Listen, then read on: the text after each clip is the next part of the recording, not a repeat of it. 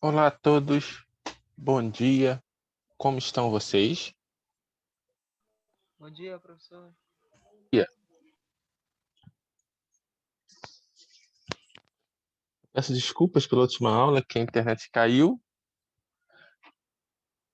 situações que fogem do nosso controle. Tudo bem comigo, Arthur?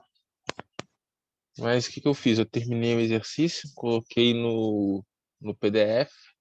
Aí quem que tiver alguma dúvida, é só mandar um e-mail perguntando ou procurar a monitoria, tá bom? Ainda bem que foi no finalzinho da aula, né? Naquele finalzinho mesmo. Bom dia, Thaísa. Então, eu vou começar a aula de hoje falando um pouco do que nós fizemos no final, na última aula, só para fechar, e chamar a atenção a um fato importante sobre equações com pontos singulares. Vou esperar mais um pouquinho.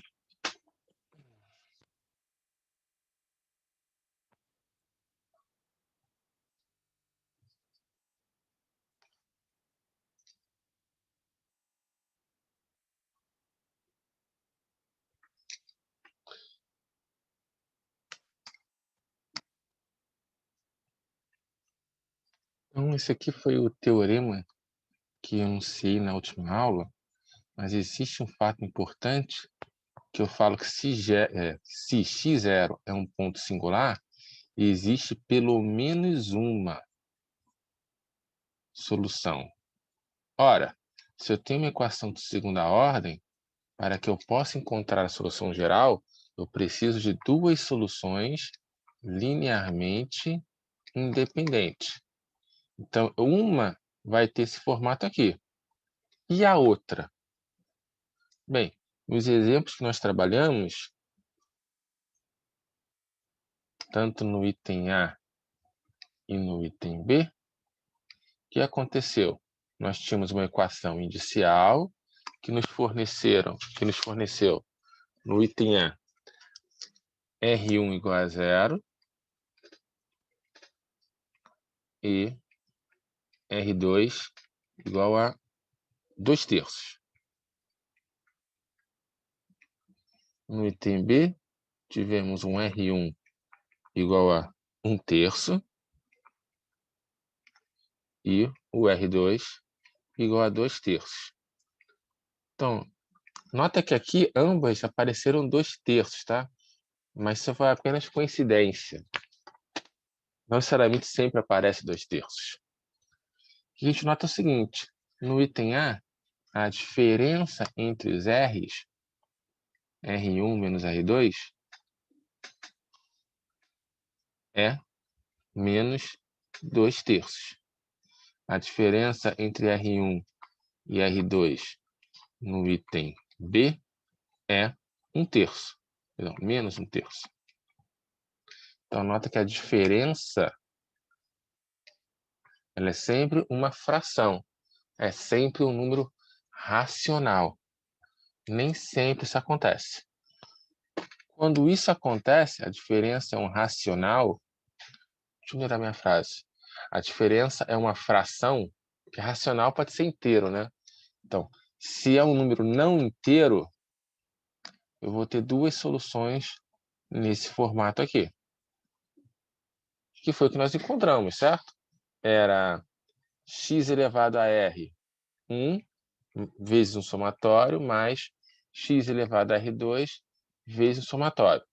Sempre que a diferença não for o inteiro, isso acontece. Então, está errado. Ó. Se não é inteiro, isso acontece. E nota também que nós temos raízes distintas. O que acontece quando as raízes forem iguais? O que acontece se a diferença for um número inteiro? Então, o teorema de Frobenius ele é um pouco maior do que só isso que eu escrevi. Ele me ensina o seguinte. Vamos supor que x0 igual a zero é um ponto singular. E R1 e R2 são as raízes da equação inicial. Até aí, é um ambiente familiar para a gente. Se as raízes são distintas, e a diferença entre elas não é um inteiro, ou seja, o nosso caso aqui, teremos duas soluções nesse formato. Ok? Vai ser um somatório de 0 a infinito de um Bn, que eu vou ter que encontrar x elevado a n mais R1, e a outra solução, somatório de 0 a infinito, Cn, x elevado a n mais R2. Ok. E se não for esse caso? E se a diferença entre R1 e R2 for um inteiro? Aqui eu chamo de inteiro positivo, porque eu estou assumindo que R1 é maior, tá? Só por isso. R1, desculpa, é maior que R2. Então, haverá duas soluções ali, ok? É o que nós precisamos, nesse formato. A primeira solução tem exatamente a mesma aparência do y1. Tá. E a segunda? A segunda ela é um pouco mais complicada. Ela é uma constante c, que pode ser zero, tá? Vezes a primeira solução, vezes ln de x. Mas, desculpa, aqui não é bn, aqui é cn. Só um segundinho.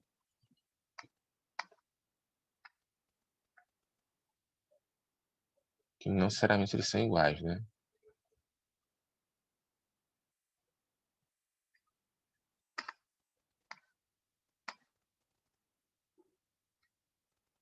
Pronto. Mais um somatório de 0 a infinito de Cn x elevado a n mais R2. Então, nota que essa segunda solução ela é mais complicada que essa primeira, não, que essa segunda solução do primeiro caso. Se as raízes forem iguais,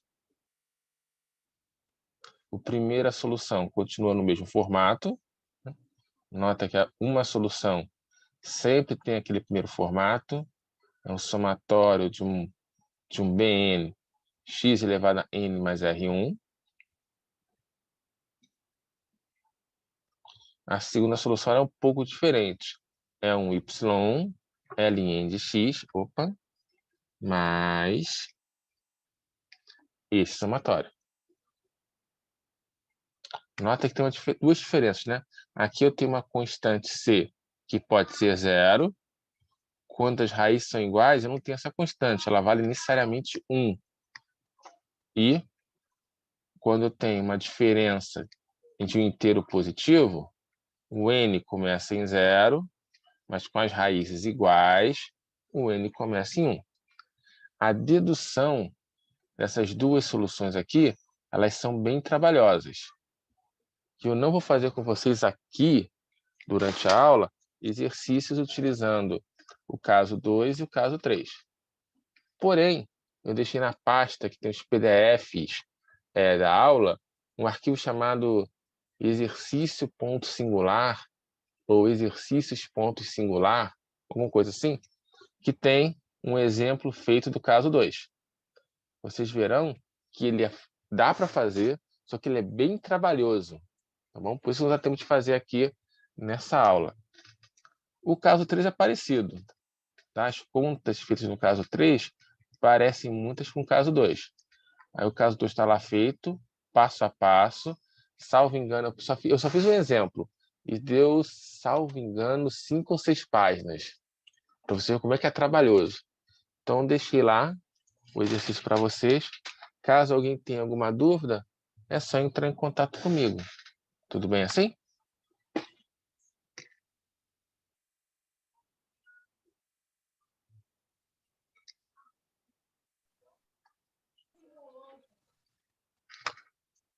Então, isso encerra o nosso assunto sobre séries em pontos singulares. A gente vai começar hoje um novo assunto, que é a chamada transformada de Laplace. É uma transformada integral. porque eu vou pegar uma função e realizar com ela uma certa integral.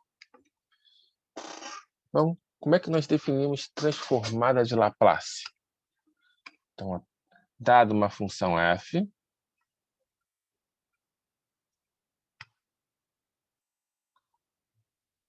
a transformada de Laplace dessa função f, como é que nós vamos representar? Se eu tenho uma função f, eu vou representar transformada por f', f' de s. Vai ser esse L de t aqui é que vai representar a transformada de Laplace. L de f de t. Eu vou pegar uma função em t e transformar uma função na variável s. Por isso, f de s. E quem é a transformada propriamente dita? Vai ser a integral de 0 a infinito na exponencial de menos st, f de t dt. Integral de 0 a infinito tem um nome, né? Integrais desse formato aqui são chamadas integrais impróprias.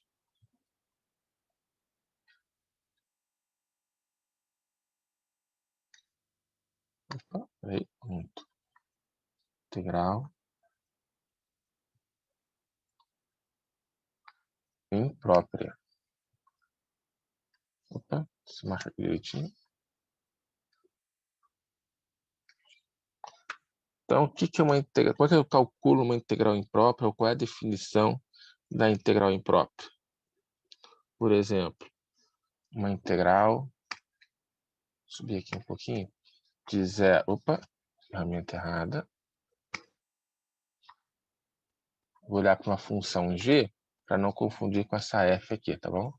A integral de 0 a infinito de uma g de t dt. Como é que nós calculamos isso? Nós integramos de 0 até um certo b, a função g de t dt, e depois fazemos b ir para infinito. O que pode acontecer com essa integral? Ou ela converge, ou seja, é um número real, ou ela diverge. Quando é que ela diverge? Quando você encontrar qualquer coisa que não seja um número real. Opa! Qual a interpretação geométrica disso? A gente pensar que a função g é positiva, vamos olhar para o eixo x, eixo y. Ora, a integral definida representa uma área quando a função é positiva. Então, vou desenhar aqui uma certa função g'.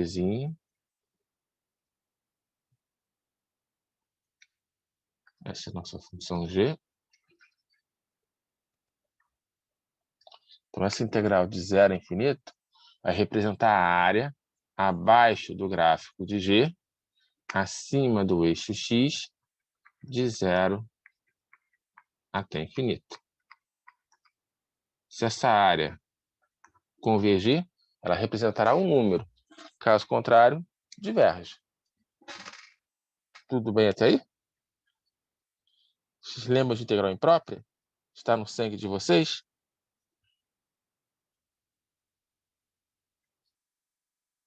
Deixa eu até melhorar um pouco o meu desenho aqui. Cadê? Da maneira que eu desenhei, peraí. Eu quero selecionar G. Pronto. Vou fazer assim. Da maneira que eu desenhei aqui, ou vou fazer o seguinte. Como ela tem que estar definida em 0, né? Só para representar o mesmo classe de funções, vou fazer algo assim. Pronto. Ok.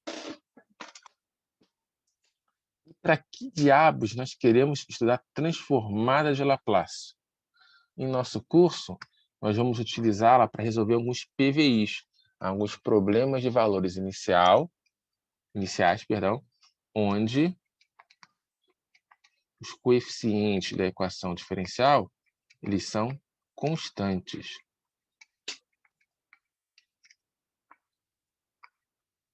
Y'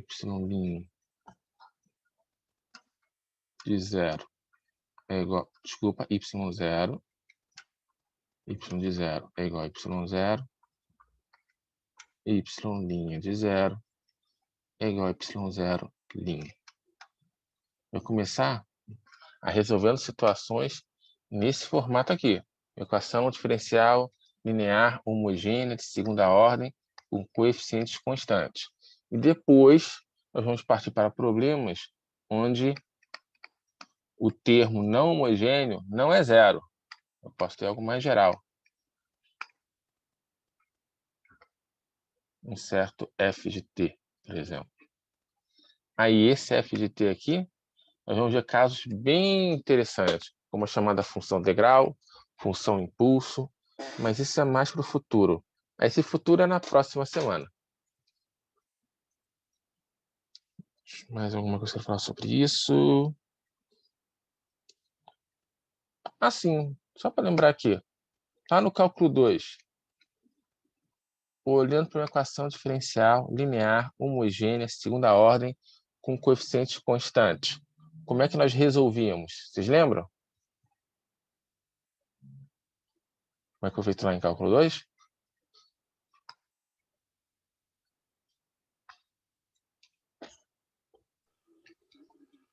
Tinha cachorro jacobiano? Assim. Não. Eu tinha que encontrar a equação característica.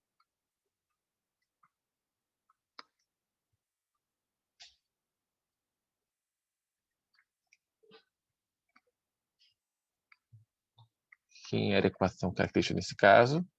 R ao quadrado mais AR mais B igual a 0. Aí, a partir das raízes da equação característica, é que você tinha as soluções dessa equação diferencial. Se eu tinha duas raízes reais distintas, R1 e R2 reais, distintas,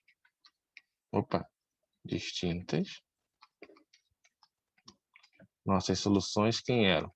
C1 exponencial de R1 de x, mais C2 exponencial de R2 de x. Se eram reais e iguais, nós tínhamos y é igual a C1 exponencial de R de x, mais C2x exponencial de R de x.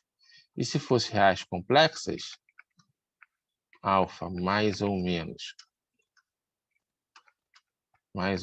beta i, y era C1 exponencial de alfa x, cosseno beta x, mais C2 exponencial de alfa x, seno de beta x. Isso quando a equação ela era homogênea. Aí, se não fosse homogênea, o que tinha que acontecer? Você escolhia um candidato à solução particular ou você utilizava a variação dos parâmetros. Esses nomes devem ser familiares para vocês em algum lugar da memória. O que vai fazer é criar uma outra maneira de resolver essa equação diferencial. Então, só para separar aqui. Bem, mas primeiro vamos entender um pouco mais o que é a transformada de Laplace. Vamos fazer alguns exemplos e calcular na mão essas transformadas. A gente vai começar olhando para a transformada de Laplace da função constante 1. Qual é a cara dela? Não sei. Vamos descobrir juntos. O que a gente quer fazer é encontrar f de s. Deixa eu ver aqui em cima primeiro. Isso aqui vai gerar uma f de s. Quem será ela? Não sei. Então, vamos lá. F de s vai ser quem? A transformada L de f de t aplicada em s. Então, L Só estou copiando aqui a definição de f de t aplicada em S. Vamos substituir? Quem é f de t? F de t é a função constante 1. Então, L de 1 de S. Vou fazer o seguinte, vou colocar um lado a lado assim.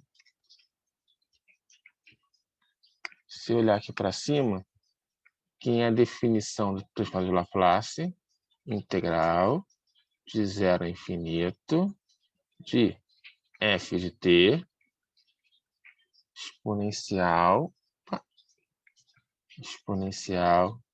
de menos st dt. Vamos conferir? Opa, integral de 0 a infinito. Ah, mudei a ordem sem querer, né? Exponencial de menos st vezes f de t dt. F de t vezes exponencial de menos st dt. Ok, certinho. Se f de t vale 1, como é que vai ficar a nossa integral? Integral de 0 a infinito de 1 vezes exponencial de menos st dt. Então, por enquanto, é só substituir. Vamos calcular de fato. É uma integral imprópria, então vai ser o limite. Quando b tende a infinito, da integral de 0 a b, 1 vezes a exponencial, a própria exponencial. Exponencial de menos st dt. Ok, só ver se tem um slide a mais aqui. Tá, vou ter que aproveitar esse espaço, mas dá. Vamos ver então. Aqui eu tenho um problema. Eu esqueci qual é a integral de exponencial de menos st.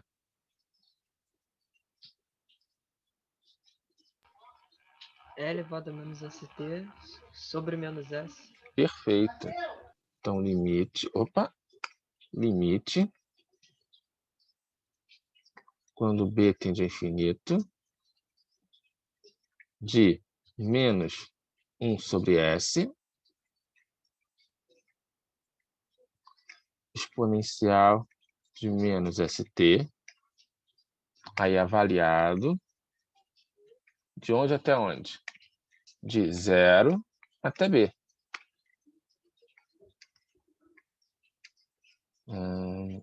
Deixa eu só subir aqui um pouquinho, que estou achando que vai faltar espaço. Peraí. Opa.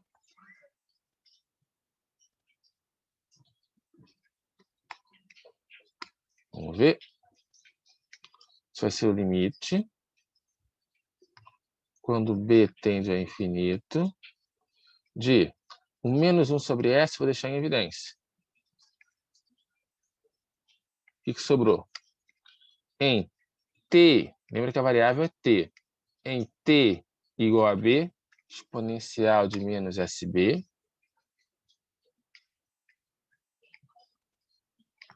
menos o teorema fundamental do cálculo, em t igual a 0, e elevado a 0, 1. Vou melhorar aqui, menos e elevado a 0, 1. Ok. Então, vamos ver. Quando b tende a infinito, o que acontece com esse exponencial de menos sb? Para onde vai?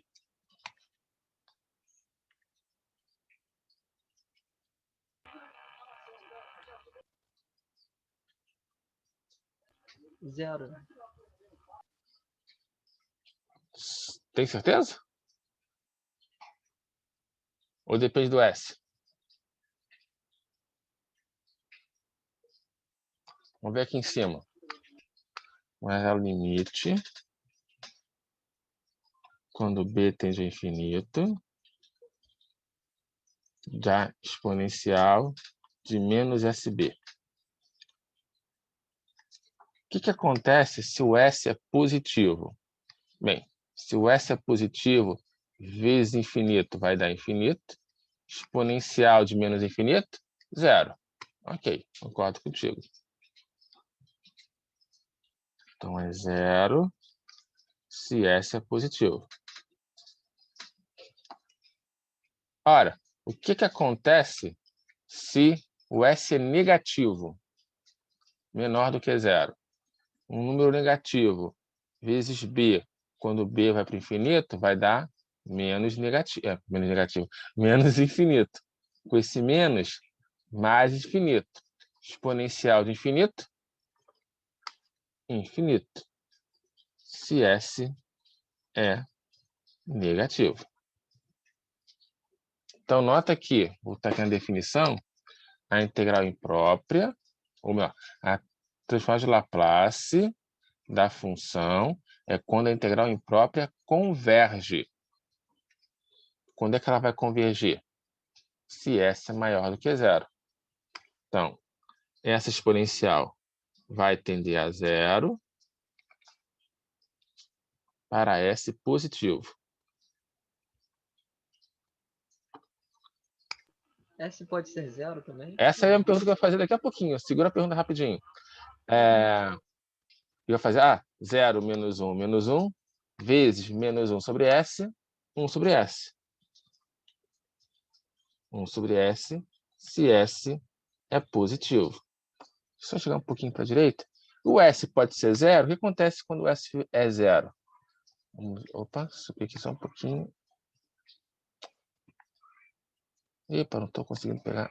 Agora peguei.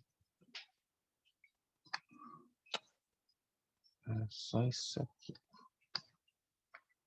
Pronto, S maior do que 0. E aí, gente, o S pode ser 0? Vamos pensar um pouco aqui comigo. Eu não posso jogar S igual a 0 nessa minha expressão aqui, porque senão eu teria divisão por 0. Então, aqui eu não posso usar. Nem aqui. Eu vou jogar, então, S igual a 0 aqui. Se S é igual a 0, vou fazer aqui um quadrinho. Vamos ver o que acontece se S é igual a 0. Se S é igual a 0, a gente vai ter quem? F de S, seria o F de 0, né? Olha só para integral. Integral, faltou o limite, perdão. Limite, quando B tende a infinito, da integral de 0 a B, como S vale 0, exponencial de 0 a 1, fica só dt. Sem fazer conta, essa integral converge, diverge, por quê?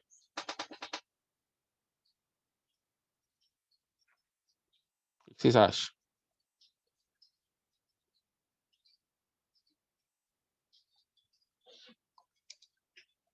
Alguém tem algum palpite? Sem fazer conta.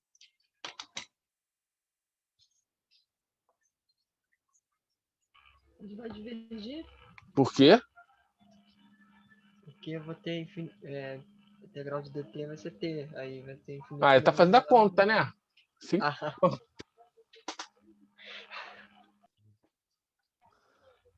Ó, pensa graficamente, vamos lá. Você tem aqui escondido a função constante 1. Então, eixo x, eixo y. A integral vai te dar uma área, não é isso? Se você, de 0 até infinito. Se você tem a função constante 1, essa areazinha aqui, ela é infinita. Então, essa integral diverge. Ficou claro, gente? Só fazer aqui um cercadinho.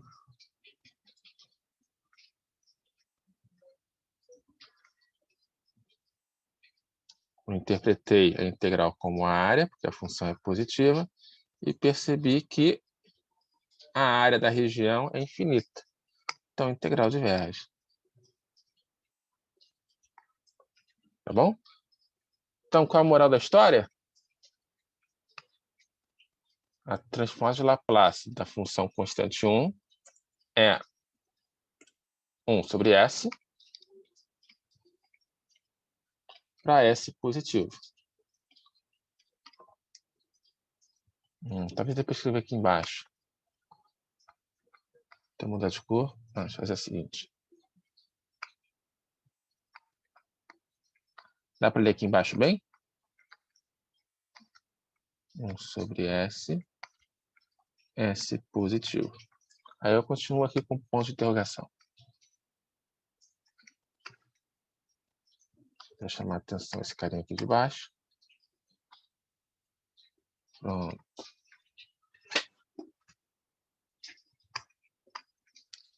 Tudo bem até aí, gente?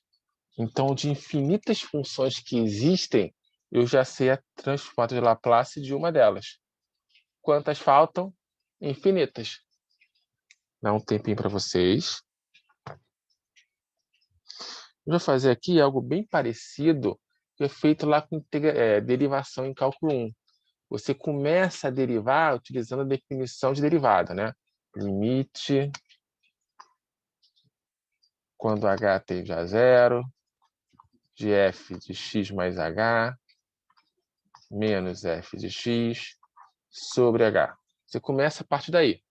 Aí, aos poucos, você vai criando as regras de derivação. Derivada da soma, derivada do produto, derivada do quociente, regra da cadeia, de maneira que derivada das funções elementares, não é isso? Derivada do seno, do cosseno, da exponencial. Então, você cria esse pacotão, essa biblioteca de regras de derivação para não ficar toda hora utilizando a definição por limite. É o que faremos aqui. Vai começar a calcular as transformadas das funções pela definição e, aos poucos, vamos criar uma tabela das transformadas de Laplace. Ok? Vou dar mais um tempinho para vocês.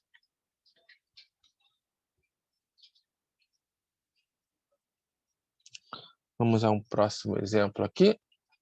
Nós calculamos a transformada da função constante 1.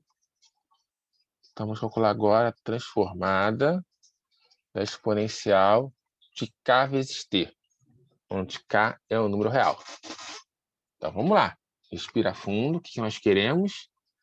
F de S.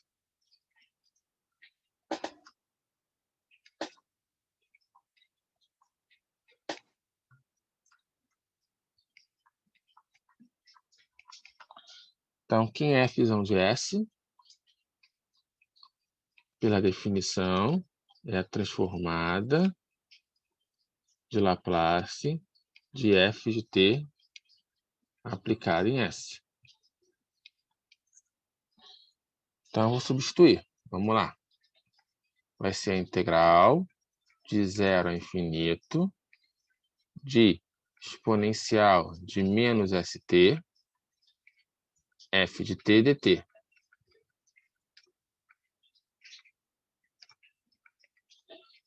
Integral de 0 a infinito, exponencial de menos st, vezes exponencial de kt.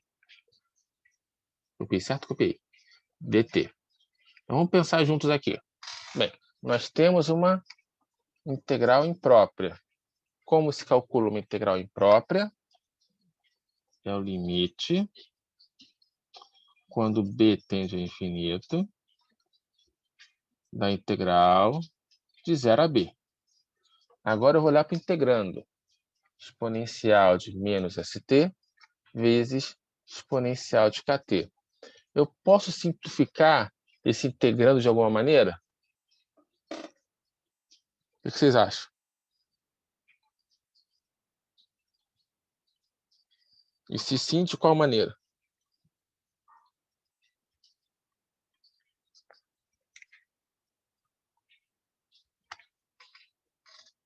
Ora, multiplicação de potências com mesma base, eu posso somar os expoentes.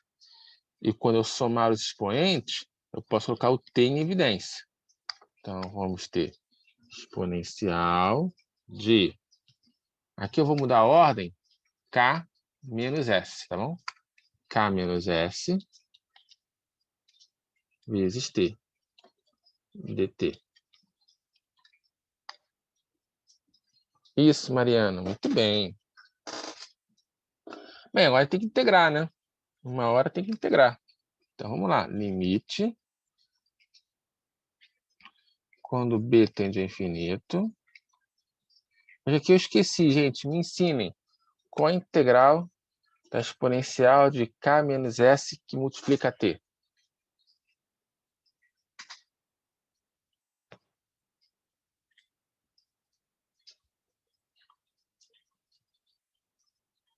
Como é que fica?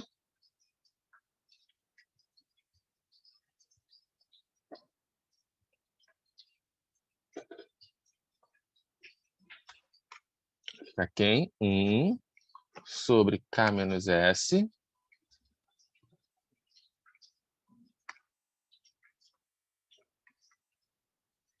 que multiplica quem? Exponencial de K menos S vezes T.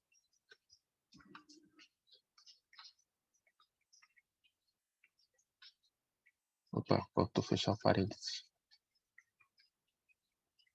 Tudo isso sendo avaliado de 0 a B. Eu vou dar um tempinho para vocês. Calculem esse limite. Quanto é que será que vai dar?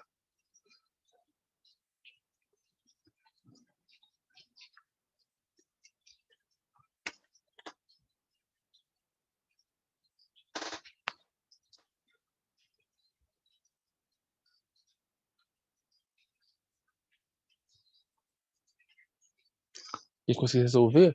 Escreve no chat, no privado, por favor, a resposta para mim.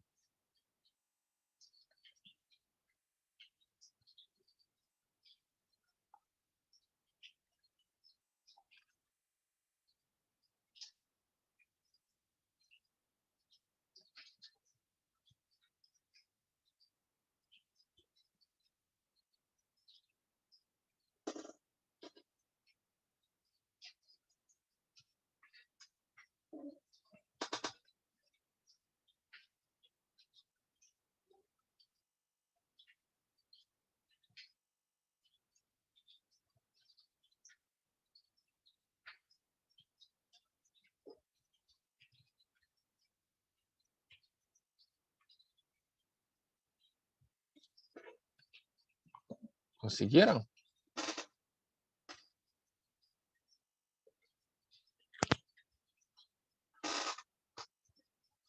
Vamos lá juntos? Quando t igual a B, vamos lá, limite. Quando B tende a infinito. 1 sobre K menos S, vou deixar em evidência.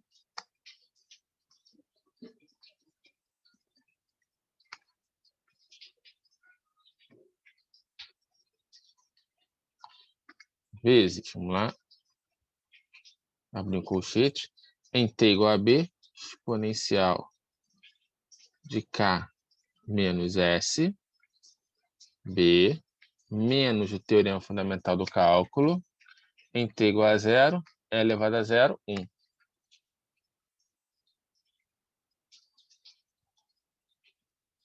Escrevo embaixo.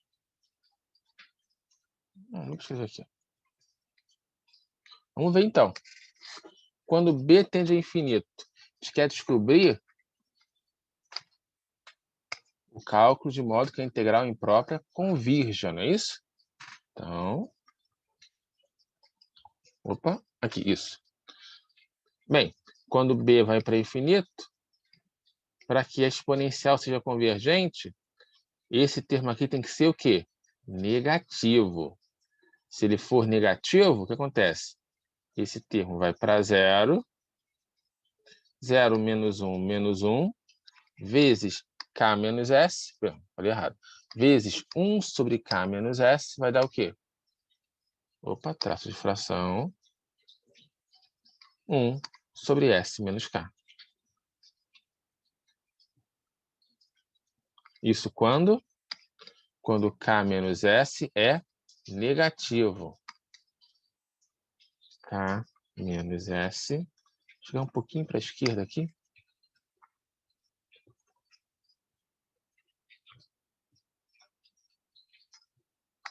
Quando K menos S é negativo. Opa.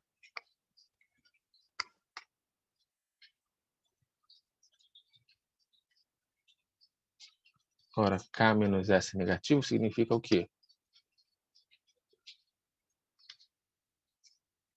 Que S é maior do que K. Foi bonitinho aqui, peraí. S maior do que K. E se K menos S for positivo, o que acontece?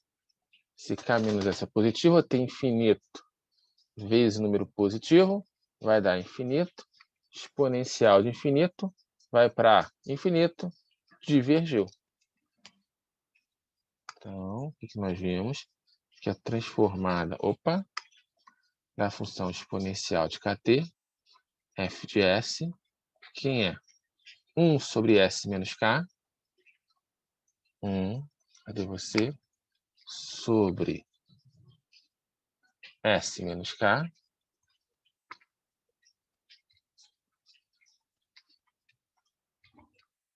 se S é maior do que K.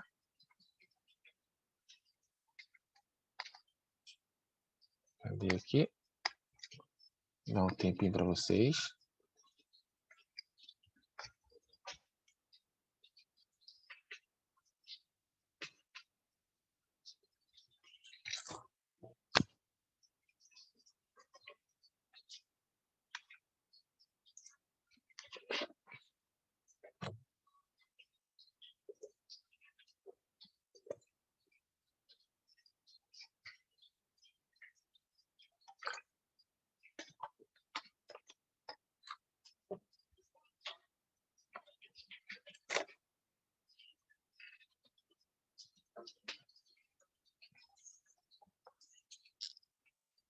Tudo bem até aí, gente? Alguém pode perguntar mais, Daniel, e se K for igual a S, o que acontece? Olha, se K for igual a S, cadê meu pointer? Se K é igual a S, vou ter, ferramenta errada, função constante 1 aqui, a integral imprópria da função constante 1, nós já vimos que vai divergir. Então, pausa para a reflexão.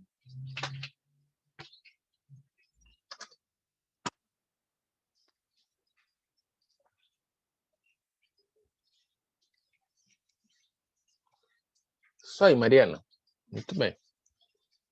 Mas fica a questão. Bem, tem como eu garantir, antes de calcular a transformada de Laplace, que ela converge ou ela só diverge? Será que tem como fazer essa distinção sem efetuar a conta primeiro? Por que isso é importante? Porque em muitas situações é conveniente você saber se você vai encontrar alguma coisa que você está procurando ou a conta é inútil. Vamos supor que você pega uma função de modo que a transformada de Laplace só divirja. Não, desculpa, falei errado. Vamos supor que você pegou uma função de modo que a integral imprópria só divirja. Então, nesse caso, não tem transformada de Laplace, porque só existe a transformada se ela for convergente. Então, será que tem uma maneira de garantir isso? Para isso, vamos pegar duas definições importantes.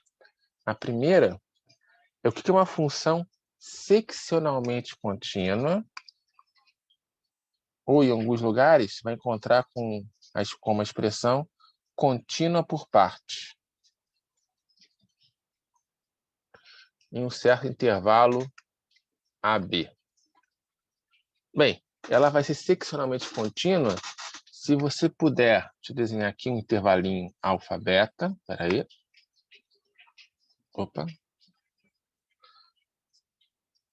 Aqui, intervalo alfa-beta.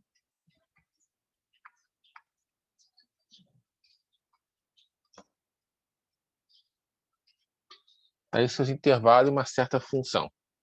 Se você conseguir dividir esse intervalo de modo que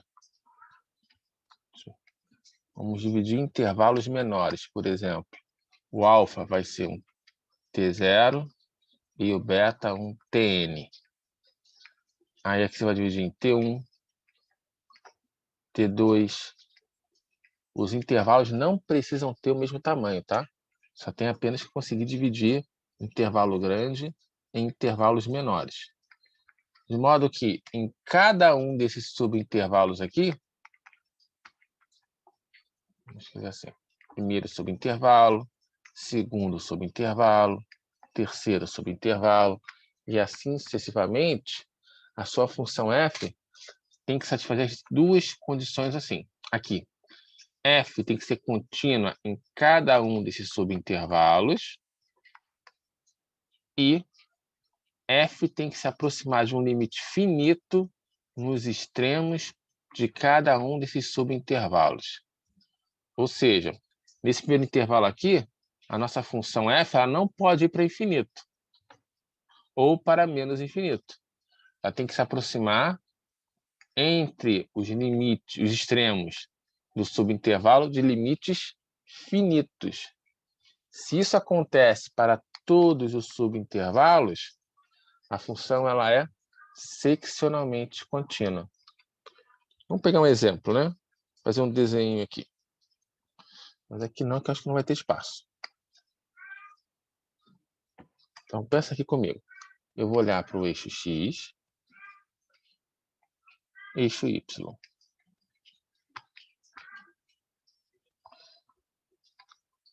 E olhar um certo intervalo AB. Perdão, alfa-beta. Vou usar as mesmas letras. Então, aqui está o nosso alfa. E está um pouquinho torto, né? Torto não, né? Está inclinado. Porque uma reta não tem como ficar torta.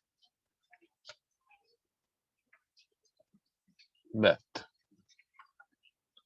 Então, aqui nós temos o alfa. E aqui nós temos o beta. Então, vamos supor que a nossa função tem um comportamento mais ou menos assim. Então, ela está definida em alfa, sei lá, está definida em beta. Mas ela faz algo assim.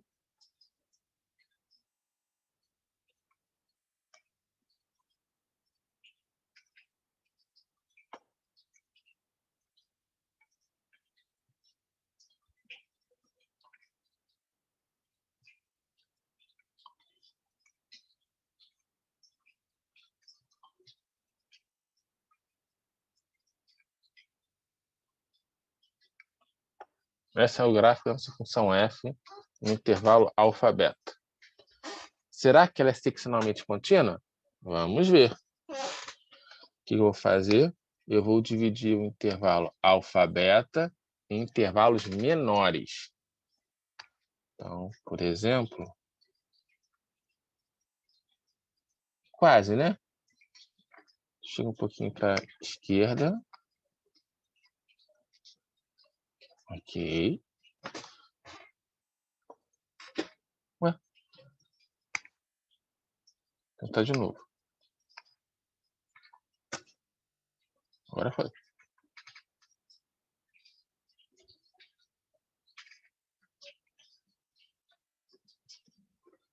Então, estou dividindo o intervalo alfa-beta em intervalos menores, né?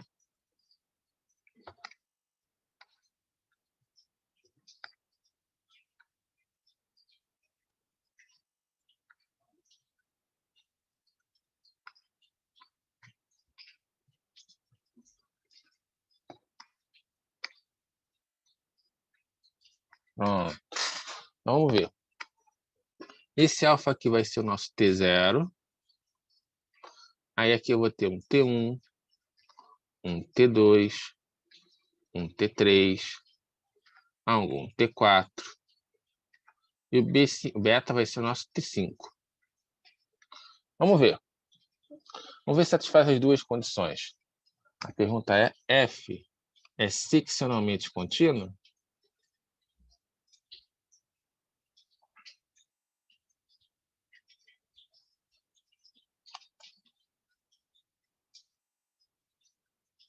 Não sei. Vamos descobrir. Primeiro tem que olhar para a definição de seccionalmente contínuo. Primeira condição, tem que ser contínua em cada subintervalo aberto. Então, vamos lá. Opa, sem querer eu voltei. No intervalo T0, T1, intervalo aberto, essa função é contínua?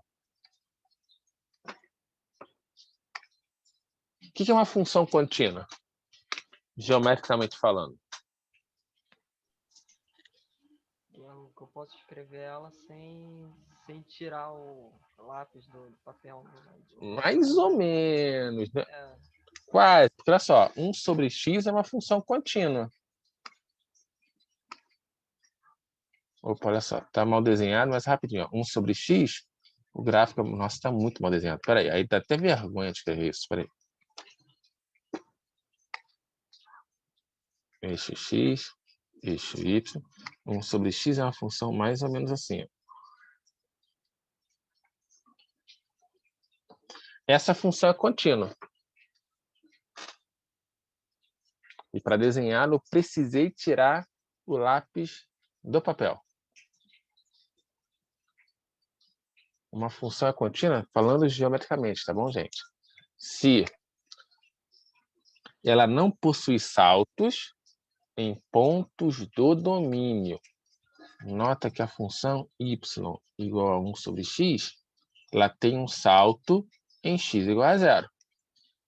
Porém, 0 não está no domínio. O salto que ocorre não é no domínio. Então, ela é uma função contínua. É diferente dessa outra funçãozinha aqui, ó, que é bem parecida com essa. Eu podia ter copiado e colado o desenho, mas tudo bem.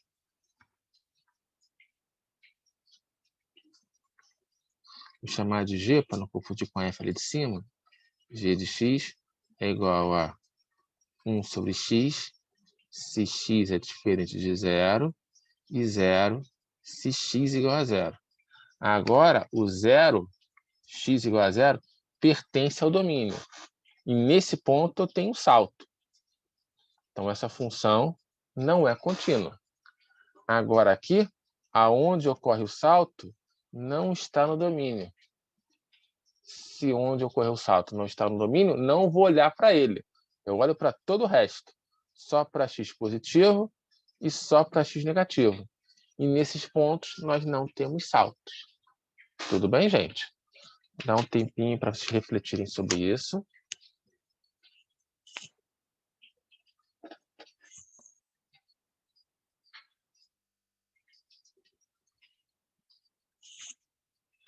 Então, vamos ver para cá.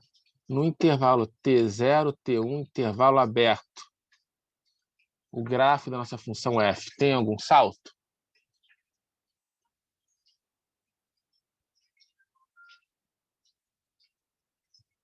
Não, né?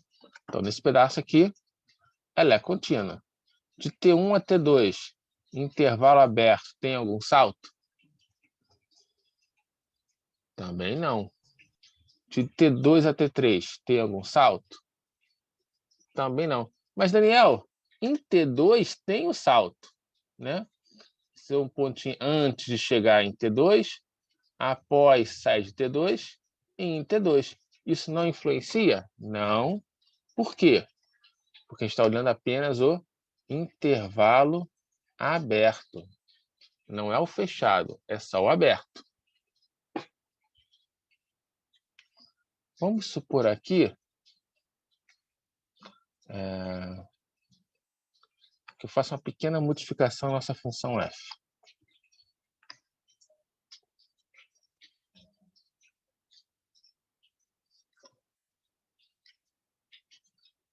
Agora ela é assim. Essa função, ela é contínua em cada intervalo aberto?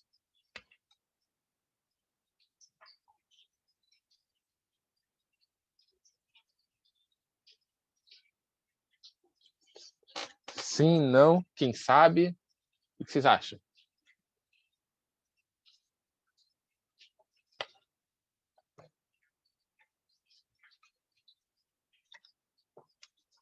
Ela é ou não é contínua em cada intervalo aberto?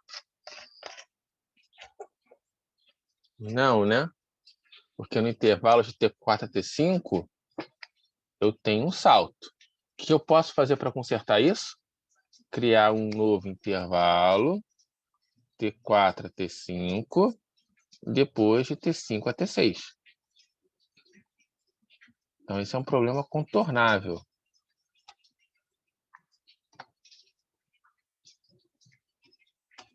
Então, aqui eu vou ter, na verdade, agora um novo T5 e o beta vai passar a ser o T6. Tudo bem? Deixa eu Eu só... só não posso fazer isso para uma assíntota vertical, né? Aí É já não isso que eu vou começa fazer. como... Isso, eu vou fazer isso daqui a pouquinho. Então, a primeira condição foi satisfeita. Segunda condição, f, ao se aproximar dos extremos de cada um dos subintervalos, tem que ser um limite finito. É o que acontece aqui, né? Se eu me aproximar do T0 ou do T1, finito. T1 a T2, finito. T2 a T3, finito. Então, f é seccionalmente contínua? Sim. Só abrir espaço aqui embaixo. Opa.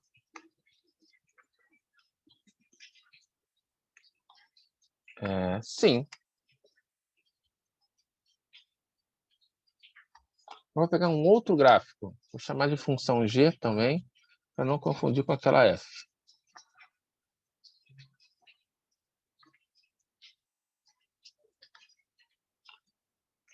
Então, vamos marcar aqui o intervalo alfa até beta. E a nossa função faz isso.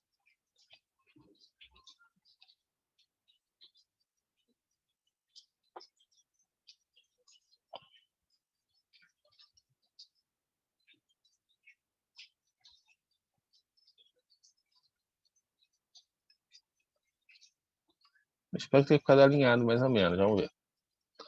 Então, vejamos. Esse aqui é nosso alfa. Aqui é nosso beta. E essa é uma certa função g. Vamos ver. Tá torto, né? Tudo bem, eu acerto daqui a pouquinho. Então, aqui eu consigo dividir com perfeição, né? Pelo menos satisfazendo aquelas condições.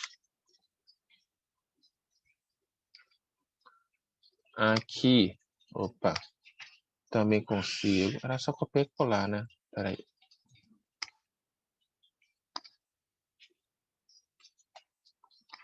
Então, aqui eu também consigo.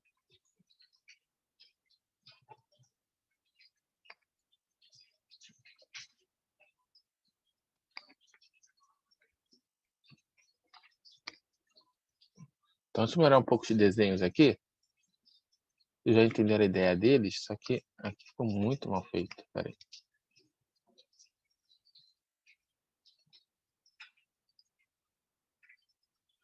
Aqui, deixa eu dar até para contornar, né? Então, vamos lá.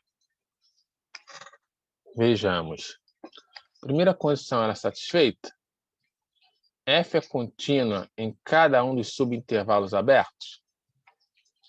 Então, nesse primeiro intervalo aqui, ela é contínua, ela é contínua, ela é contínua no aberto, ela é contínua no aberto. Só que a segunda condição, ela não foi satisfeita. Por quê? Existe um ponto, um extremo. Vou colocar aqui. Aqui é T0, T1, T2, T3, T4. O que aconteceu? Você, ao se aproximar de T2 pela esquerda, a sua função explode no infinito. Ou seja, não tem limite finito. Então, como não satisfaz, a segunda condição, ela não é seccionalmente contínua. Então, a função g não é seccionalmente contínua.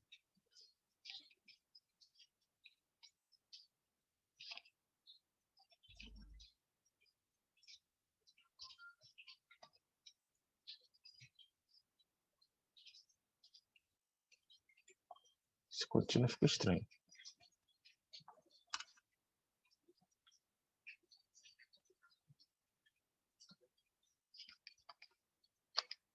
ênfase não é.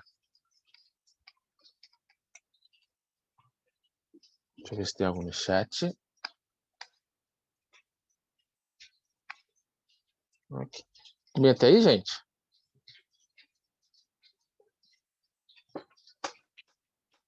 Então, vamos para um exemplo. determinar se a função f é seccionalmente contínua. Opa, perdão, li errado. Se a função f é contínua, seccionalmente contínua ou nenhuma das duas no intervalo de 0 a 3. Então, vamos lá. Tem duas maneiras de fazer isso. Uma é utilizando a definição e a outra é utilizando o gráfico. Eu vou fazer de duas maneiras para vocês verem como é que funciona, tá bom? Então, a gente começa pelo gráfico. Eixo T, eixo Y. Então, aqui está o Y, aqui está o T. Nós vamos olhar para o intervalo de 0 a 3. Então, vou marcar aqui o T igual a 3.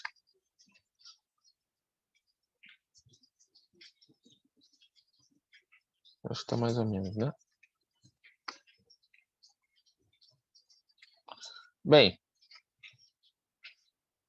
a nossa função f tem um comportamento entre 0 e 1, entre 1 e 2 e outro entre 2 e 3. Eu vou marcar aqui as retas verticais t igual a 1 e t igual a 2, para auxiliar o nosso desenho. Então, já tem uma retinha vertical aqui, só vou copiar e colar. Não está em escala.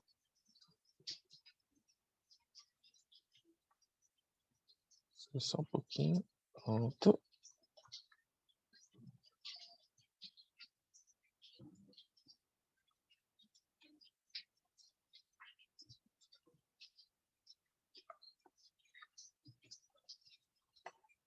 Então, nós temos aqui o 1.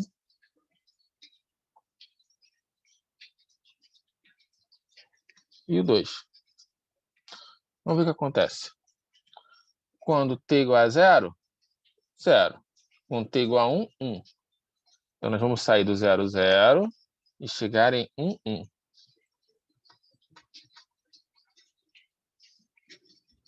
Então, como é que vai ser essa ligação? Ao longo de uma parábola. Vamos ver se eu consigo desenhar a parábola aqui. Só um segundo. Olha a sonoplastia. Tá mais ou menos, né? É um arco de parábola. O que acontece de 1 até 2? Bem, em t igual a 1, eu teria 3. Só que no 3 vai ser bolinha aberta, não é isso? Então, vou colocar o 3, de novo, não está em escala, tá? Vou colocar o 3 aqui.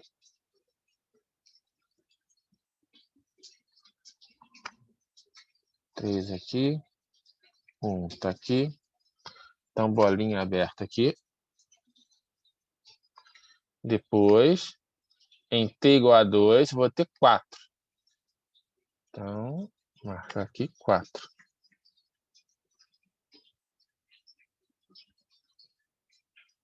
Bolinha fechada no 4.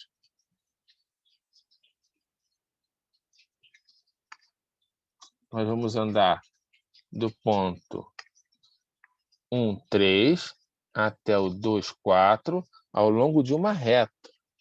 Então, eu vou usar a ferramenta aqui para tentar fazer uma reta decente.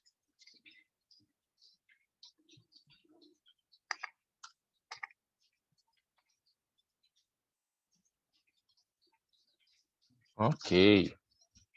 Depois, vamos ver o que acontece.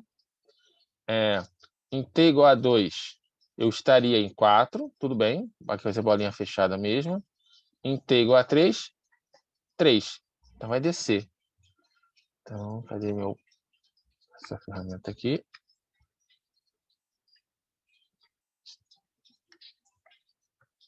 Então, aqui vai ser uma bolinha fechada, que vai chegar nesse pontinho aqui. Nós vamos descer. Então, esse é o gráfico da nossa função f. Pausa para reflexão. Vou marcar um pontinho maior aqui. E aqui. Por que que ela... volta a classificar, né? Essa função ela é contínua, ela é seccionalmente contínua ou nenhuma das duas?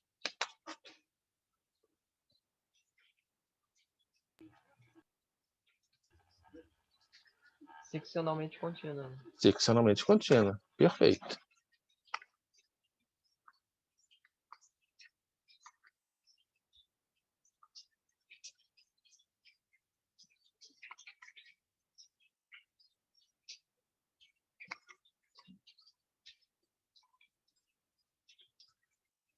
Dar um tempinho para vocês.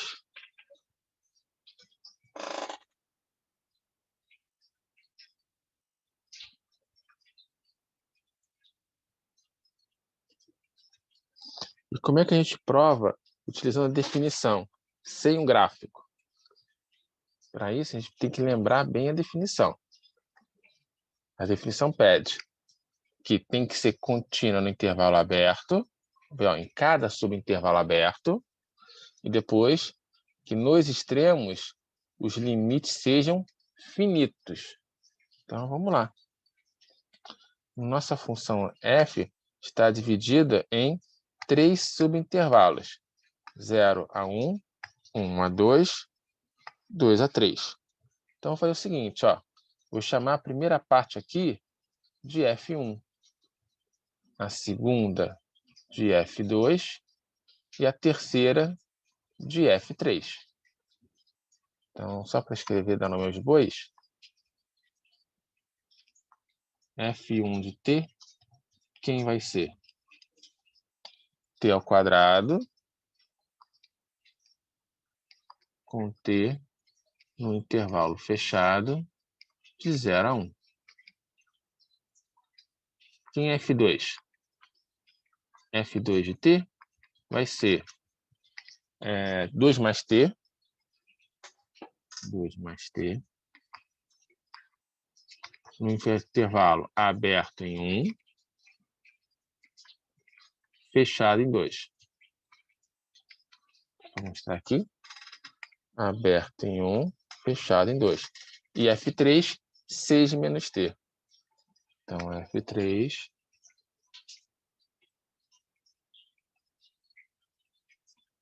6 menos t. Em qual intervalo? Aberto em 2, fechado em 3. Então, vamos lá. Primeira condição. A função tem que ser contínua em cada subintervalo aberto. Bem, F1 é contínua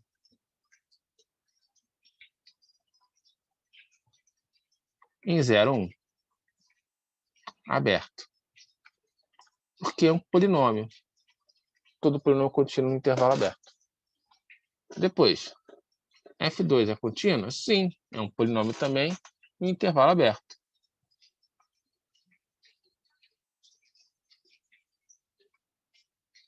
F contínua em 1, 2. E, analogamente, F3 é contínua em 2, 3. O problema aqui são os pontos de colagem, né?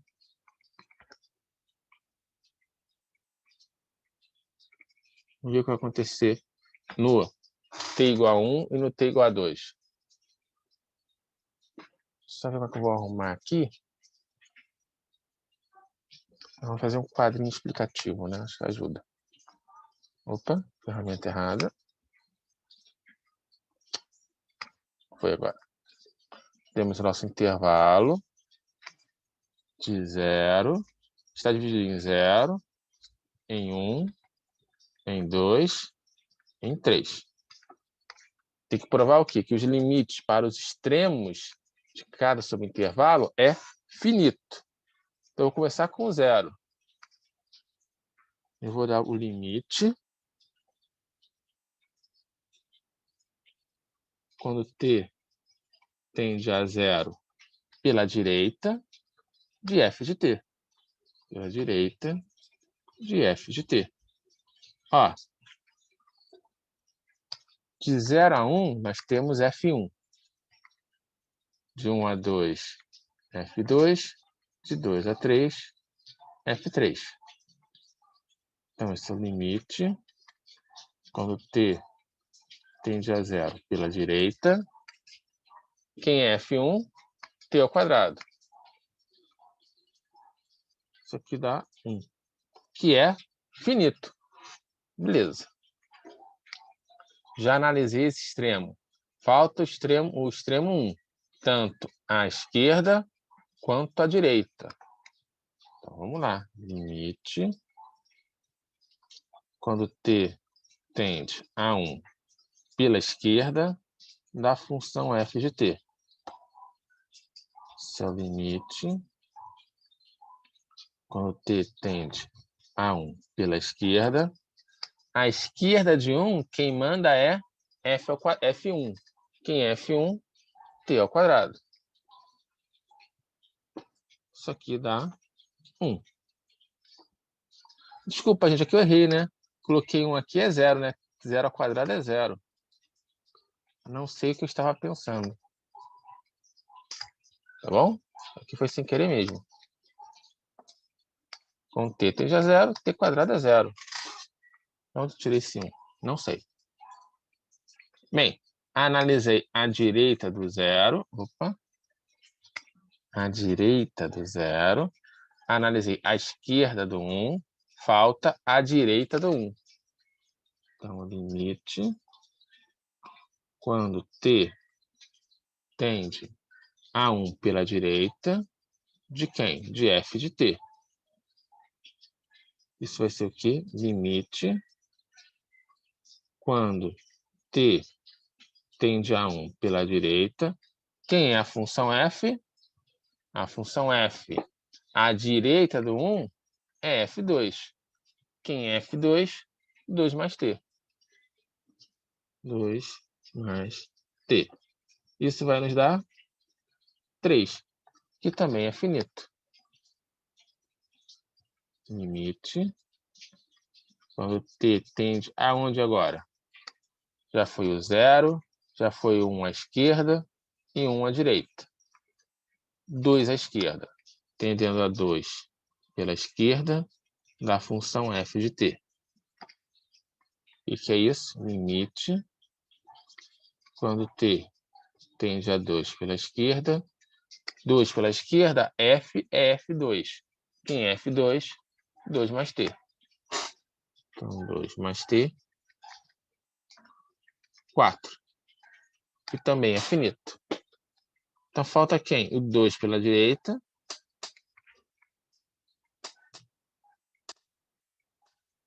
De f de t. Quem vai ser? Cadê você? A função f, 2 pela direita, é f3. Quem é f3? 6 menos t. Então, limite quando t tende a 2 pela direita, 6 menos t. É isso? É, 6 menos t. 4.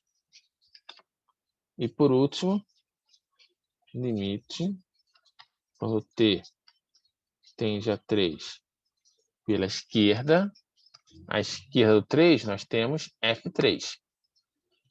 f de t, limite quando t tende a 3 pela esquerda, de 6 menos t, que é 3.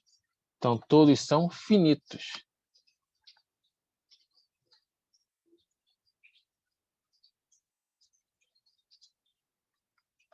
Então, foi a conclusão. F é seccionalmente contínuo. Deixa eu até aqui, ó. Logo, F é seccionalmente contínuo.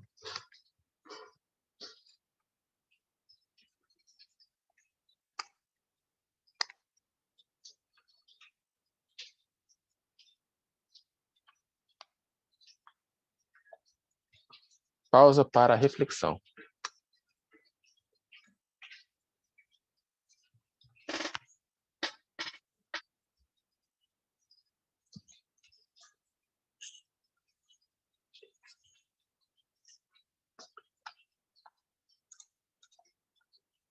Deixa eu ver se tem algo no chat.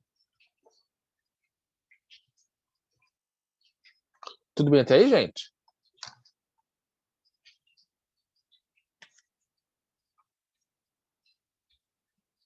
Vamos para mais um, então. Item B. Vou deixar com vocês um tempinho. Opa. É contínua, é seccionalmente contínua ou nenhuma delas?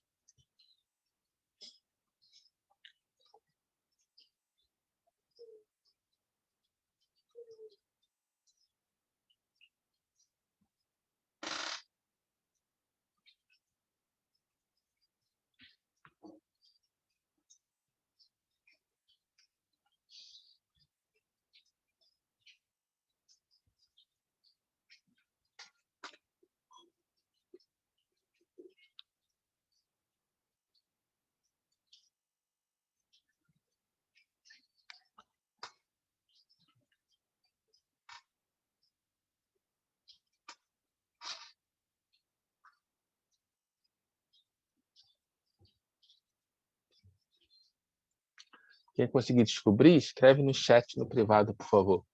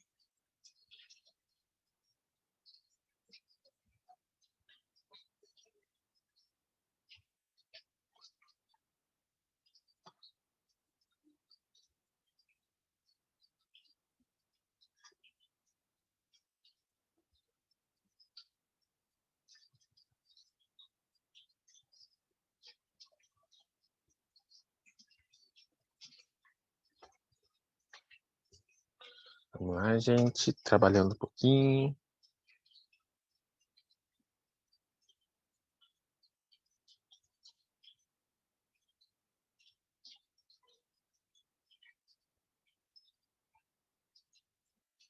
Alguém já descobriu?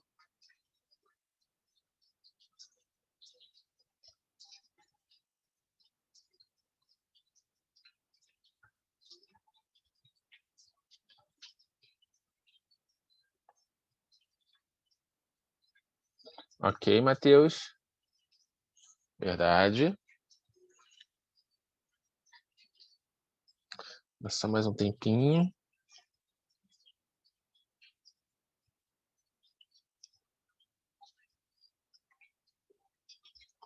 Vamos lá? Então, vamos pensar primeiro graficamente, né? Então, eixo T, eixo Y.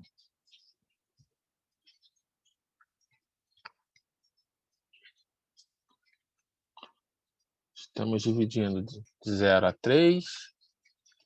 Então, precisa do 1. T igual a 1. T igual a... Tá um pouquinho inclinado, né?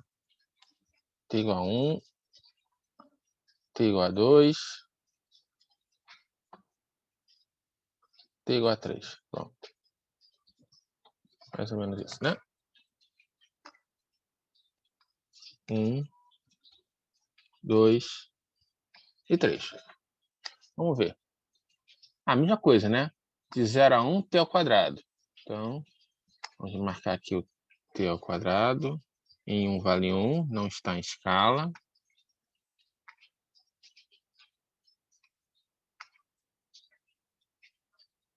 Fecha aqui. Fecha aqui. E aquela tentativa de desenhar um arco de parábola, não é isso? Então, vamos ver. Tá, vamos lá. Tá valendo, né? Ah, vamos ver também aqui, aproveitar.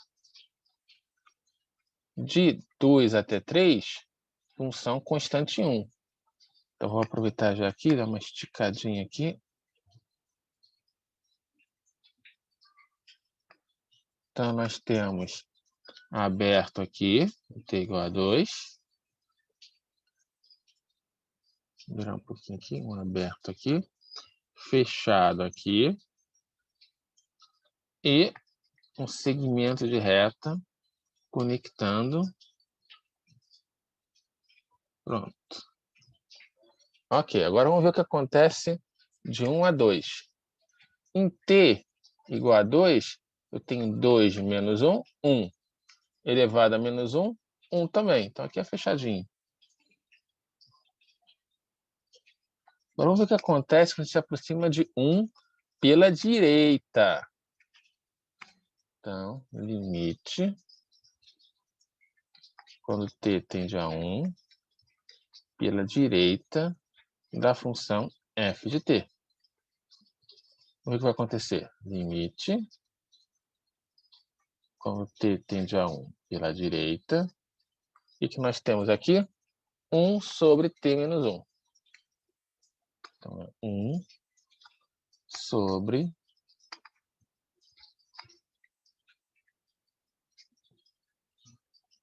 Opa, não foi? 1 sobre 1 t menos 1.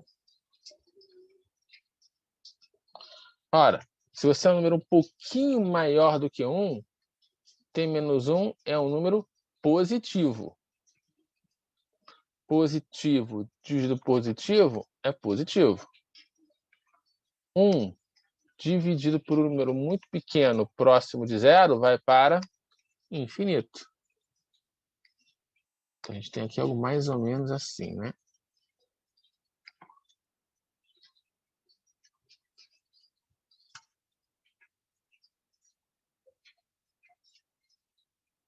Mas ficou feio, deixa eu ver se eu melhorar, peraí.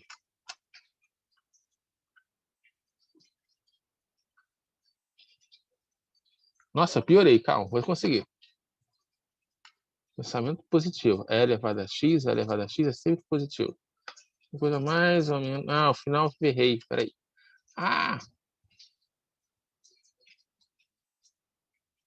Tá, vai. Uma escala de 0 a 10, menos 1. Esse é o gráfico da função f. Tá horrível, né? Mas tudo bem. Então, nota que quando t se aproxima de 1, o limite não é finito. Então, ela não é seccionalmente contínua. Também não é contínua, tem um salto no domínio. Então, essa função não é nenhuma das duas. Então, f não é contínua.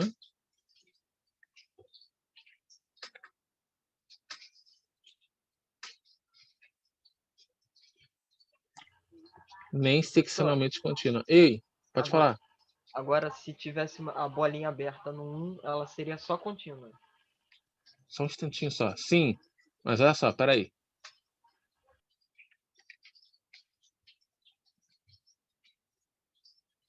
Isso é verdade. Só uma observação aqui. Se a bolinha fosse... peraí. Você vai pegar só a bolinha? Não, só piora a situação, né? Peraí. Vamos supor que um não... Vamos supor que um não fizesse parte. Aí tudo bem, seria uma função contínua. Ok. Mas ainda não seria seccionalmente contínua. Porque para ser, os limites nos extremos dos subintervalos têm que ser limitados, têm que ser finitos. Tudo bem? Beleza. Ok. Mas eu chamo a atenção que o exercício ele afirma o seguinte, né? Você está analisando o intervalo de 0 a 3. Então, todos os pontos pertencem a esse... tem que estar no domínio da sua função f, tá bom? Se eu tirar aquela bolinha no 1... Opa, estou voltando, queria avançar. Se eu tirar aqui a bolinha no 1, eu não estou analisando agora todo o intervalo fechado de 0 a 3, tá bom? Aí é uma outra função, um outro exercício. Beleza?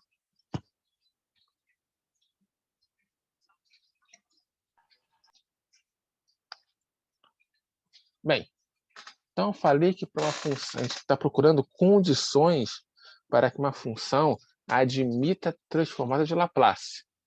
Uma dessas condições é ser seccionalmente contínua. A outra condição é ela ter ordem exponencial. Vamos tentar entender o que é isso. Uma função f tem ordem exponencial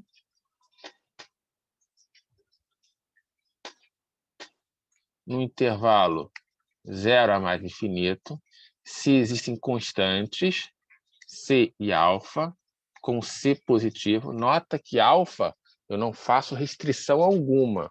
Pode ser positivo, pode ser negativo, pode ser zero.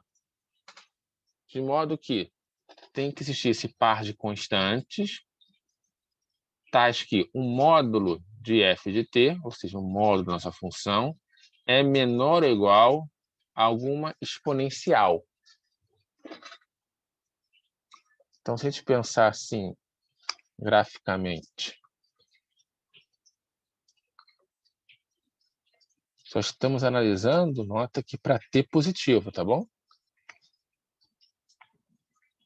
Então, por que essa condição aqui para t positivo? A gente está interessado na transformada de Laplace no intervalo, cadê você?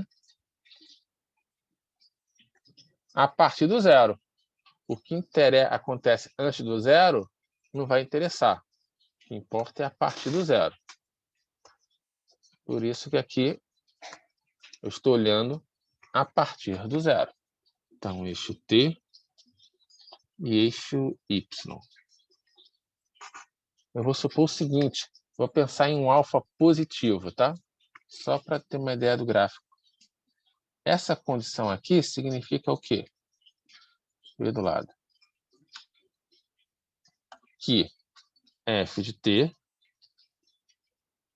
está entre o gráfico de menos c exponencial de alfa t,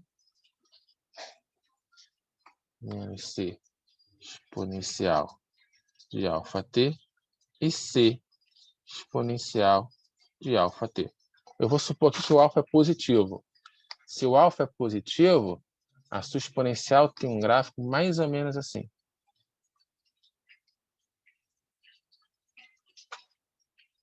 Esse aqui é meu y, é igual a c exponencial de alfa t com alfa positivo. Ao multiplicar por menos 1, vai refletir em relação ao eixo t. A gente vai ter uma coisa mais ou menos... Deixa eu ver como é que eu vou fazer algo simétrico, peraí. Né? Fiz que está simétrico. Y é igual a menos c exponencial de alfa t com alfa positivo. Dizer que o módulo de f de t é menor ou igual a c exponencial de alfa t, falando o seguinte, o gráfico da função f mora nessa faixa aqui.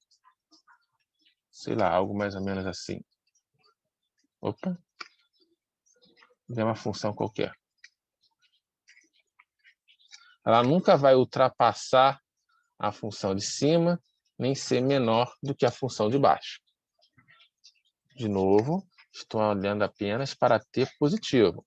O que acontece antes não vai importar para a gente. Tudo bem? E se o alfa fosse zero?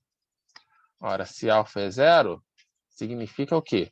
Que o gráfico da função f está entre duas retas paralelas, c e menos c. Se alfa for negativo, uma exponencial decrescente.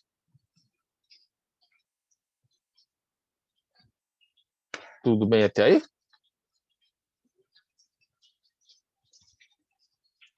Então, ordem exponencial, na verdade, está fazendo, você está limitando o crescimento da sua função a partir de uma exponencial. Ela não pode crescer mais que uma exponencial.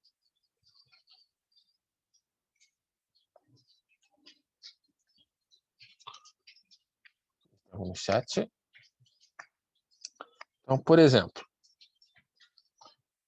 aqui nós temos a pergunta. A função cosseno de 2t é de ordem exponencial?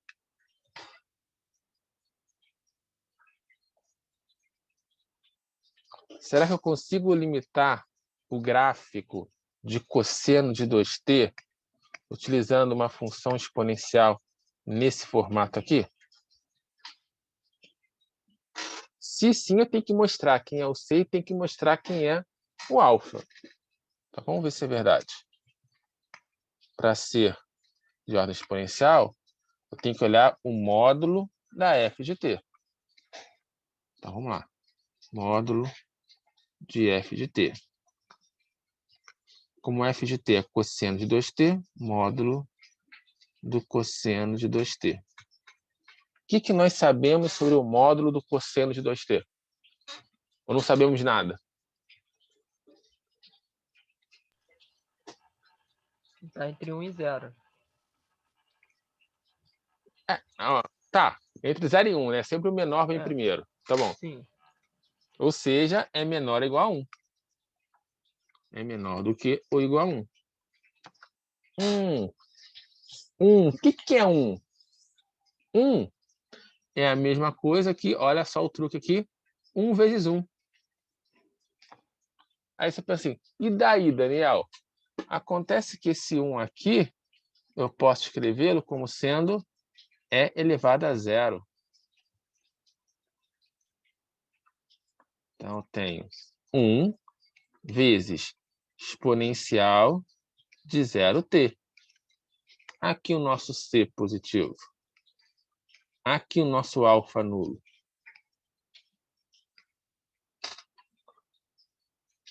Consequentemente,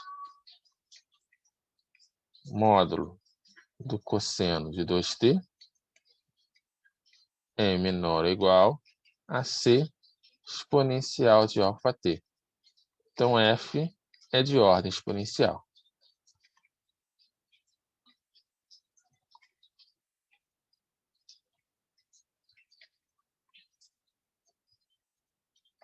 Nota que no slide anterior até chamei a atenção disso, que se o alfa for 0, o gráfico tem que estar entre duas retas paralelas.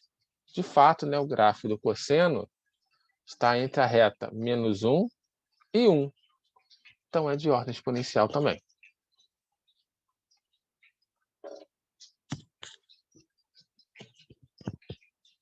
Juntando essas duas condições, ser ordem exponencial e ser, seccionalmente contínua, nós temos o seguinte resultado. Se f satisfaz ambas as condições, seccionalmente contínua e de ordem exponencial, essa função f vai admitir transformada de Laplace a partir de um certo alfa. A partir de um certo número, tem transformada. Por exemplo,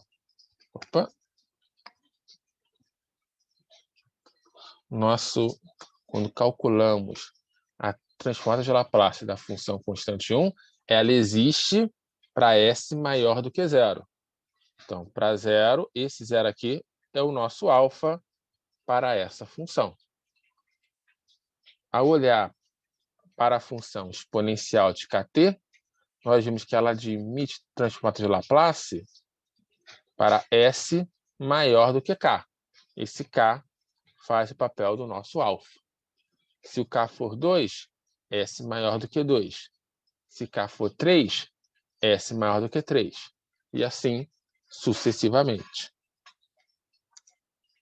Então, a transformada de Laplace vai existir a partir de um certo S. E aqui uma observação importante. Nota que o teorema garante, se for seccionalmente contínua e de ordem exponencial, tem transformada. Ele não me diz só tem transformada se satisfaz ambas as condições. Percebe a diferença? Eu sei que se eu pegar uma função que é seccionalmente contínua e que é de ordem exponencial, eu posso efetuar esse cálculo e vou chegar na transformada. Mas podem existir funções, e de fato existem, que não satisfazem essas condições, mas possuem transformada de Laplace. Por exemplo, t elevado a menos meio. Ela não é de ordem exponencial, mas admite a transformada de Laplace. Tá bom? Então, isso aqui é uma condição, nós chamamos em matemática, uma condição necessária. Não, ela é suficiente, garante que tem, mas não é necessária para ter.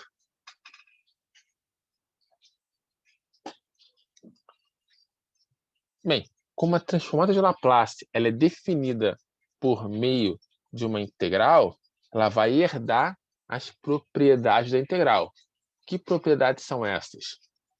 A linearidade. A transformada da combinação linear é a combinação linear das transformadas. Ou seja, a transformada da soma é a soma das transformadas e pegar uma função e multiplicar por uma constante, eu posso tirar a constante e transformar a função. Vamos pegar um exemplo disso? Eu quero a transformação de Laplace da função f de t, 1 de 0 a 1, 1 aberto, k em t igual a 1 e 0 para t maior do que 1. Vamos primeiro montar o gráfico dessa função. Eixo t, eixo y. Estamos analisando o intervalo de 0 a infinito, não é isso? Então, eu vou separar aqui o t igual a 1.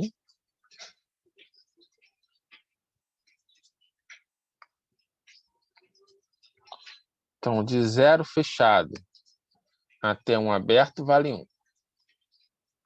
Então, marcar aqui também.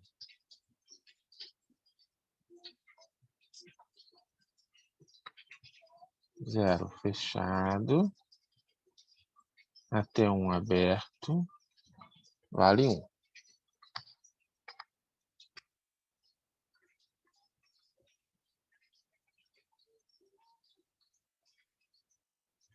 Vou acertar aqui só um pouquinho.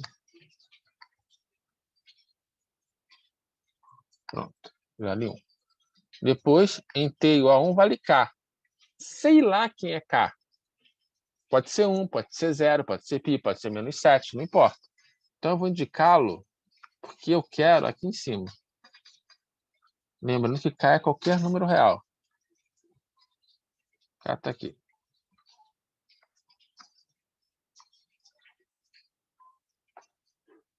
Depois, a partir do 1, vale sempre 0. Então, bolinha aberta aqui.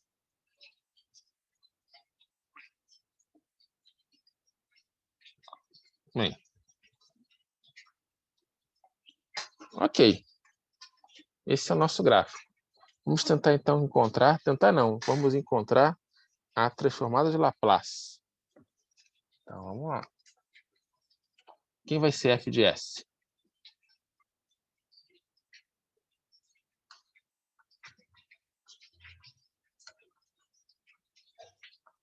É a transformada de Laplace da função f de t.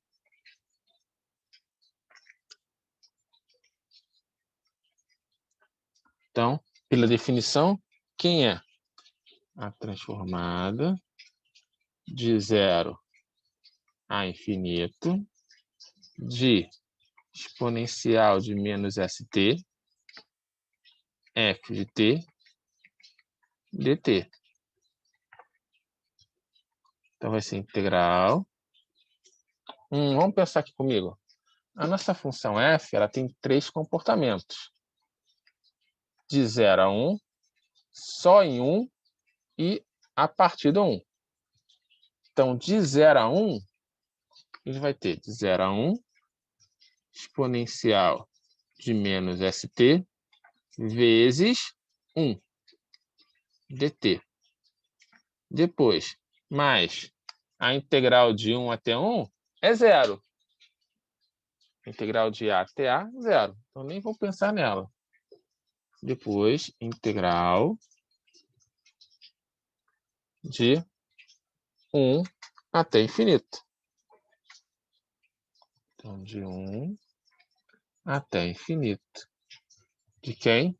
Exponencial de menos st vezes 0 dt.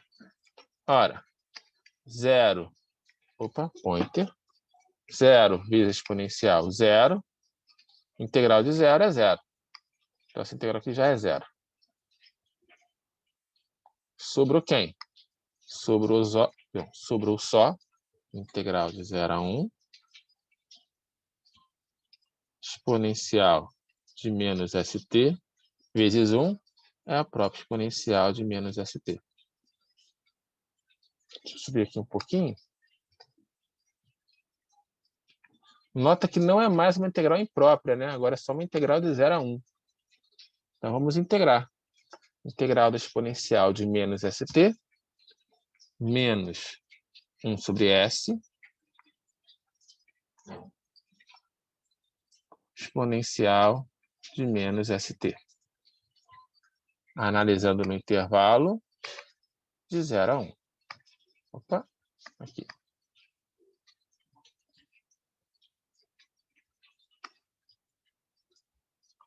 De 0 a 1. Então, nós temos menos 1 sobre s está em evidência, vezes nt igual a 1, exponencial de menos s,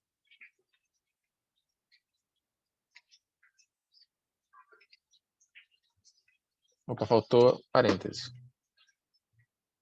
Nt igual a 1, exponencial de menos s, menos o teorema fundamental do cálculo, nt igual a 0, exponencial de 0, 1. Então, isso vai me dar o quê? 1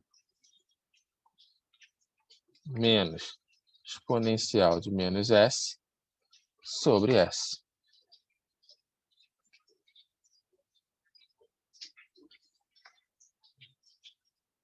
Tem o C, S. Pausa para reflexão.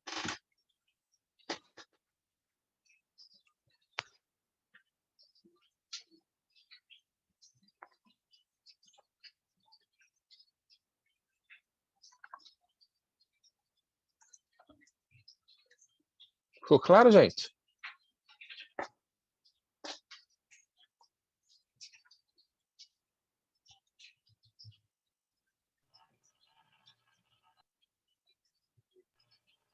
Dúvidas? S não pode ser 0, né? Nesse caso. S não pode ser 0. Ok.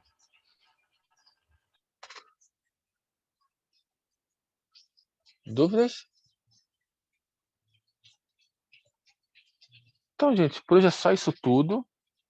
Lembra vocês que vai ter um arquivo sobre exercício com ponto singular na pasta com os PDFs da aula. Desejo a todos uma excelente semana, um ótimo dia e sempre bons estudos. Valeu, professor. Obrigado. Por Igualmente nada, para você. disponha. Para você também.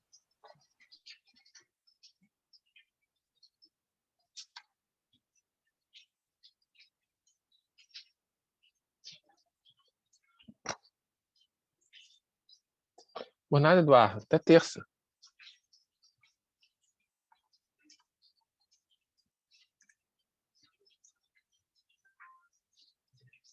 Igualmente, Arthur.